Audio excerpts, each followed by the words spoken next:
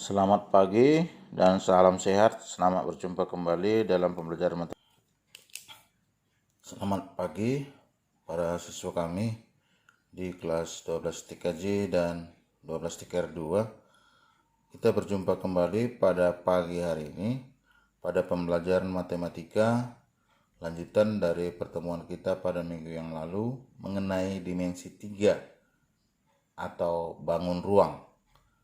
Dalam hal ini, penjelasan yang ingin Bapak sampaikan adalah mengenai jarak antara titik dengan titik, antara titik dengan garis, dan antara titik dengan bidang. Terlebih-lebih intinya adalah bahwa jarak titik dengan titik di dalam dimensi ruang. Nah, untuk itu selamat pagi dan salam sehat. Semoga Tuhan Yang Maha Kuasa memberikan perlindungannya kepada kita semua, terlebih semangat dalam hal pembelajaran. Nah, materi kita perhatikan di sini sudah Bapak buat garis besarnya, yaitu dimensi 3. Dimensi 3 itu adalah pengertiannya bangun mempunyai ruang. Jadi ada ruang itu yang dibatasi oleh bidang datar seperti kubus, kotak, prisma, dan limas persegi. Sedangkan bangun ruang yang tidak dibatasi oleh bidang datar seperti kerucut, kemudian bola. Jadi di sini yang kita bicarakan jarak antara titik dan garis dan jarak antara titik dan bidang berarti bangun ruang yang terdiri dari bidang datar.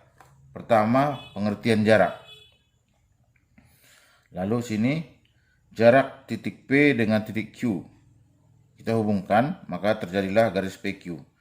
Jadi sebenarnya garis itu adalah jarak dua buah titik. Misalkan PQ ini X cm.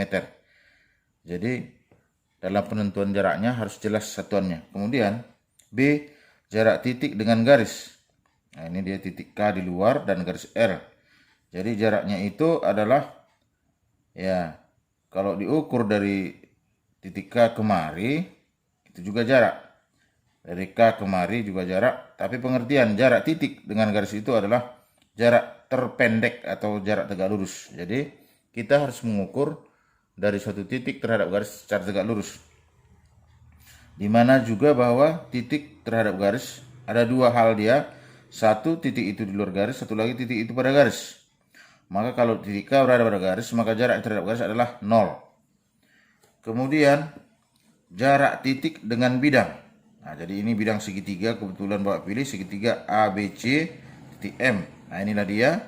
Dari M ke segitiga ABC ini yang dimaksudkan adalah harus tegak lurus dia. Jadi bahwa kita misalkan titik M, lalu di sini ABC, kita buatlah ini garis D. Ya. Jadi bahwa garis M itu menembus bidang segitiga ABC dan tegak lurus di E, kita misalkan, ya, terhadap garis L. Kemudian kita ambil satu lagi, misalnya bidang datar atau bahagian dari kubus misalnya, yaitu PQRS. Tarik. Jadi bukan ke tengah-tengahnya ini, tapi di mana dia pertemuannya dengan garis itu dengan bidang itu tegak lurus. Jadi titik B itu terhadap bidang PQRS, inilah jaraknya. Tegak lurus dia di bidang PQRS. Seperti itu. Berikutnya yang perlu kita pahami adalah titik di dalam ruang. Jadi kubus ABCD EFGH, ABCD EFGH. Jadi kubus ABCD EFGH dengan rusuk 10 cm. Kebetulan di sini Bapak pilih 10 cm. Apa itu kubus? Kubus adalah sebuah bangun ruang yang dibatasi oleh 6 bidang. Bidang alas, atap, dan dinding, kiri, kanan, depan, belakang.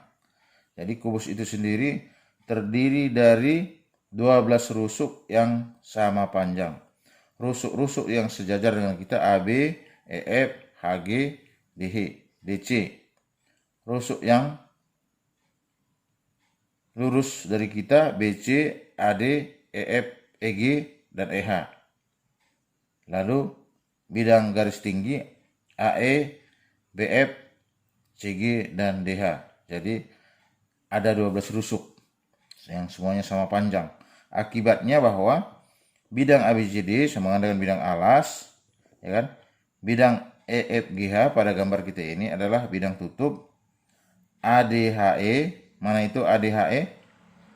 Yaitu ini ADHE, bidang dinding sebelah kiri, akan sama juga dengan bidang BCGE, itu disebut dengan bidang sejajar dia. Demikian juga antara ABFE dengan bidang DCGH, sama dan sejajar juga. Jadi dalam hal ini bahwa di dalam kubus itu yaitu ada sudut dan ada titik, jarak antar titik. Jadi bidang ABFE, mana itu? Bidang ABFE akan tegak lurus terhadap bidang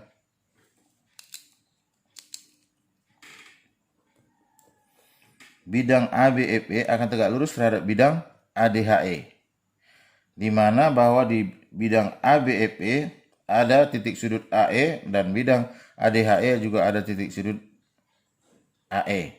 Akibatnya tegak lurus di sisi AE seperti itu. Jadi antara bidang ABFE dan bidang ADHE ini akan bertemu saling tegak lurus atau siku-siku begitu oleh garis tinggi atau rusuk AE seperti itu.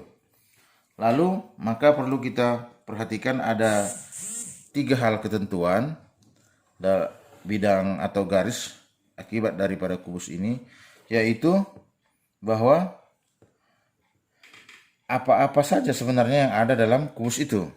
Kubus terdiri dari 12 rusuk, 6 bidang, atas bawah kiri kanan depan belakang. Kemudian terjadilah ukuran-ukuran untuk menjadi garis sisi, garis atau jarak diagonal sisi. Diagonal sisi ada berapa di sini? Yaitu 12.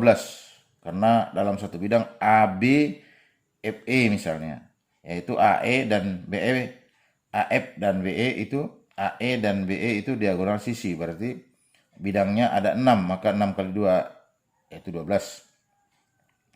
Sedangkan diagonal ruang yaitu jarak antara titik sudut pojok alas dengan puncak yang menyeberangi ruang, berarti AG, kemudian CE, kemudian BH, kemudian DE. Jadi ada 4. Nah, bagaimana hal istimewa hubungan dalam hal ini? Maka dalam hal ini pada kubus ABCD EFGH, alas ABCD, garis yang menghubungkan sudut dengan sudut di sebelah diagonal sisi AC. Jadi ABCD tadi kita ambil diagonal bidang sisinya AC dengan BD. Sedangkan pada ABFE, AE dengan BE. Demikian dia seterusnya pada bidang-bidang lain. Pokoknya yang dimaksud dengan diagonal sisi adalah yang menghubungkan titik sudut yang berseberangan. Akibatnya kita pandanglah bahwa bidang ABCD itu menjadi 2 buah segitiga siku-siku. Yaitu kita pandang pertama, kita potong seperti ini, maka terjadilah segitiga ABD. Jadi antara sisi AB ya dan garis tinggi AE, sisi tinggi, tegak lurus di A. Akibatnya karena kubus tadi rusuknya sama, maka berlakulah konsep Pitagoras. Jadi konsep Pitagoras bahwa kuadrat sisi miring harus sama dengan jumlah kuadrat sisi saling tegak lurus. Sesuai dengan data, maka kita masukkan bahwa yang menjadi bidang diagonal di sini, ini kita ambil di sini, yaitu dari B ke D. BD kuadrat sama dengan AB kuadrat tambah AD kuadrat. Jadi kita masukkan nilainya, yaitu 10 pangkat 2 tambah 10 pangkat 2. 10 pangkat 2 100, 10 pangkat 2 100, 100 tambah 100 adalah 200. Berarti BD kita akarkan akar dari 200, maka bentuk faktorisasinya 200 itu adalah 100 kali 2. Akar 100 adalah 10, maka kesimpulannya adalah jika rusuknya 10, maka diagonalisasinya 10 akar 2. Bisa disimpulkan sebenarnya bahwa pada kubus diagonal sisi itu adalah diagonal bidang sisi itu adalah panjang sisi akar 2. Jadi 10 akar 2 seperti itu. Lalu berikutnya bagaimana pula dengan diagonal ruang? Oke, ini dia. Perhatikan. Pada kubus ABCDEFGH tadi, yang dimaksud dengan diagonal ruang itu di sini ada 4, yaitu tadi A ke G, kemudian C ke E, kemudian B ke H, kemudian F ke D, seperti itu. Jadi sekarang kita ambil bidang sisinya, ya kita belah misalnya seperti ini. Kita ambil bidang sisinya, yaitu bidang yang dihubungkan oleh sisi dan diagonal sisi, terjadilah diagonal ruang. Nah, jadi sekarang diagonal ruangnya itu, bidangnya itu menjadi persegi 4, yaitu antara lebar dan panjangnya. Lebarnya kita misalkan tinggi dan panjangnya diagonal sisi. Jadi AC dan EG, ini AC dan EG, AC dan EG ya, EG ini menjadi diagonal, menjadi panjang dia, diagonal ruang. Jadi akibatnya bahwa EC adalah diagonal ruang. Pada bidang diagonal ruang itu kita belah lagi, terbentuklah dua buah segitiga siku-siku juga. Yang kita ambil adalah ACE ya. Jadi ACE yang ini dia, yang ini. Begitu. Kita ambil ACE. Maka di sini juga terjadi yang menjadi sisi terpanjang adalah EC. Nah, sesuai dengan konsep Pythagoras tadi, bahwa kuadrat sisi terpanjang sama dengan jumlah kuadrat sisi saling lurus, maka EC kuadrat sama dengan AC kuadrat tambah AE kuadrat. Kita tinggal masukkan di mana bahwa EC dan EG adalah diagonal sisi, berarti 10 akar 2 dikuadratkan tambah 10 dikuadratkan, berarti 10 kuadrat 100, akar 2 kuadrat tinggal 2, hilang akarnya. Jadi artinya 100 kali 2 maka 200, kemudian 10 kuadrat 100. 200 tambah 100, 300. Jadi EC itu adalah faktorisasinya 300, akar dari 300, maka 100 kali 3, berarti 10 akar 3. Jadi sisi itu, diagonal ruang itu adalah sisi akar 3. Jadi baik siswa kami, sebagai kesimpulan, pada kubus, diagonal bidang sisi adalah sisi akar 2, diagonal bidang ruang adalah sisi akar 3. Seperti itu dia.